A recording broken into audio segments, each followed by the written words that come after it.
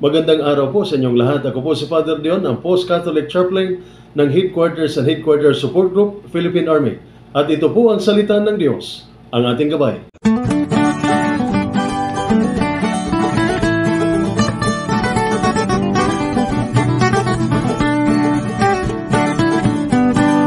Ngayon po ay August 29 at ginugunita po natin ang pagpapakasakit ni San Juan Bautista at ang mabuting balita ng Panginoon ayon kay San Marcos. Papuri sa iyo, Panginoon. Nang ito'y marinig ni Herodes, sinabi niya, muling nabuhay si Juan na pinupugutan ko ng ulo. Si Herodes ang nagpahuli at nagpabilanggo kay Juan dahil kay Herodias, ang babaeng kanyang kinakasama, gayong ito'y asawa ng kapatid niyang si Felipe. Laging sinasabi sa kanya ni Juan, hindi tamang kasamahin ninyo ang asawa ng inyong kapatid. Kaya't si Herodias ay nagkimkim ng galit kay Juan at ibig niya itong ipapatay. Ngunit hindi niya ito magawa dahil natatakot si Herodes kay Juan. Alam ni Herodes na si Juan ay taong matuwid at banal, kaya't sinisikap niyang huwag itong mapahamak. Gustong-gusto niyang makinig kay Juan kahit na labis siyang nalilito sa mga sinasabi nito. Nagkaroon si Herodias ng pagkakataong ipapatay si Juan nang sumapit ang karawan ni Herodes. Nagpahanda si Herodes ng malaking handaan at inanyayahan niya ang kanyang mga kagawad, mga pinuno ng hukbo at ang mga pangunahing mamamayan ng Galilea. Pumasok ang anak na babae ni Herodias at nagsayaw. Labis na nasiyahan si Herodes at ang mga panauhin, kaya't sinabi ng hari sa dalaga, hingin mo ang anumang ibig mo at ibibigay ko sa iyo. Naisumpa pa niya sa dalaga, ibibigay ko sa iyo ang anumang hingin mo kahit pa ang kalahati ng aking kaharian. Lumabas ang dalaga at tinanong ang kanyang ina, ano po ang hihingin ko? Ang ulo ni Juan na tagapagbautismo. Sagot ng ina. Dali-daling nagbalik ang dalaga sa kinaroonan ng hari.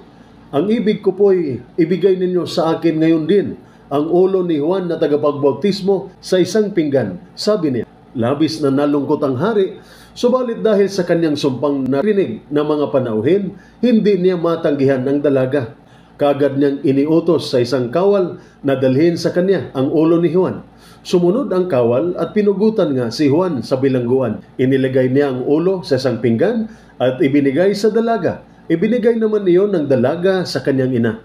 Ang mabuting balita ng ating Panginoon. Pinupuri ka namin, Panginoong Hesukristo. Muli, ginugunita po natin ang kapistahan ng pagpapakasakit ni San Juan Bautista or the Passion of John the Baptist. Si San Juan Bautista ay isang kamanghamanghang personalidad sa kasaysayan ng ating pananampalataya na walang takot na nagsasalita laban sa mga kamalian ng mga nasa kapangyarihan. Hinarap niya si Haring Herodes at hinamon na pagsisihan niya ang kanyang mga kasalanan at talikuran ang mga kasamaan. Ang tapang at conviction ni Juan ay nagsisilbing inspirasyon para sa bawat isa sa atin na sumumpa na pangalagaan at paglingkuran ang ating bansa. Sa ating mga tungkulin bilang mga sundalo, hinaharap natin ang maraming hamon at tukso. Pinagkakatiwalaan tayo na pangalagaan ang kapayapaan at seguridad kahit na sa kabila ng kahirapan at panganib. Gayunpaman, tulad ni San Juan Bautista, tayo ay tinatawag na maging tinig ng katotohanan at katuwiran kahit pa ito'y mahirap. Ang mabuting balita ay nagpapaalala sa atin sa kahalagahan ng matatag na pagkapit sa ating mga values kahit sa gitna ng mga tukso. Si Herodes na naimpluwensyahan ng pride at compromise, gumawa ng isang mapagkunwaring desisyon na nagresulta sa pagkamatay ni Juan Bautista. Ito ay isang mabigat na paalala sa mga kahihinatnan ng pagpapasailalim sa mga pressure o presyon ng mundo at pagkompromiso sa ating integridad. Sa ating paglilingkod bilang mga sundalo, tinatawag tayong maging mga taong may dangal, mga individual na lumalaban para sa katarungan kahit na ito ay hindi popular o lumalaban sa pangkalahatang agos. Dapat nating labanan ang tukso ng katiwalian, ang panlilinlang na gamitin ang ating kapangyarihan at ang paggawa ng mga hindi makatarungang gawain.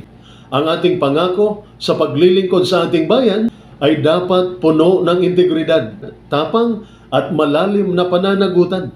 Sa buhay at kamatayan ni San Juan Bautista, natatagpuan natin ang isang makapangyarihang paalala na ang ating tungkulin ay hindi lamang nauukol sa pisikal na pangangalaga. Dapat din nating pangalagaan ang mga halaga o values at mga prinsipyo na nagtatakda sa atin bilang isang bansa.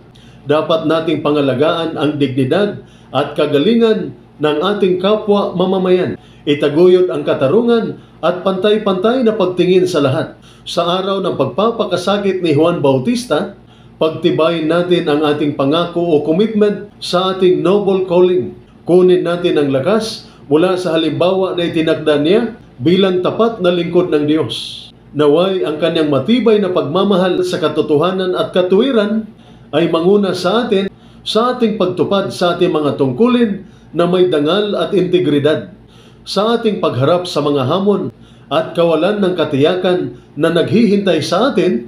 Tandaan natin ang mga salita ni San Pablo na nagsabi, "Ako'y nakipaglaban sa mabuting pakikibaka, ako'y nagtakda ng mga layunin, natapos ko ang takbuhin, taglay ang pananampalataya." Gayon din, tayo rin, lumalaban din tayo sa mabuting pakikibaka. Tapusin natin ang takbuhin at magpatuloy sa pananampalataya na may paniniwala na ang ating paglilingkod sa ating bayan ay puno ng kabuluhan. Naway pagpalain ng Diyos ang bawat isa sa inyo sa inyong paglilingkod sa ating minamahal na bansa.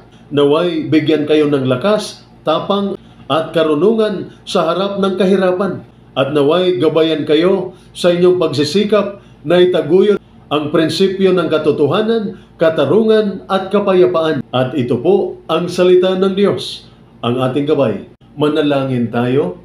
Ama naming mapagmahal, humihiling kami sa iyo ngayon para sa aming mga mahal na sundalo ng Pilipinas. Ipinagkakatiwala nila ang kanilang mga sarili sa paglilingkod sa bayan. Kaya kami humihingi ng iyong kaligtasan at proteksyon para sa kanila. Dinggin mo ang aming panalangin para sa kanilang kaligtasan sa tuwing sila'y nasa harap ng panganib. Patnubayan mo sila sa bawat hakbang na kanilang ginagawa at bigyan mo sila ng kahusayan sa kanilang mga tungkulin.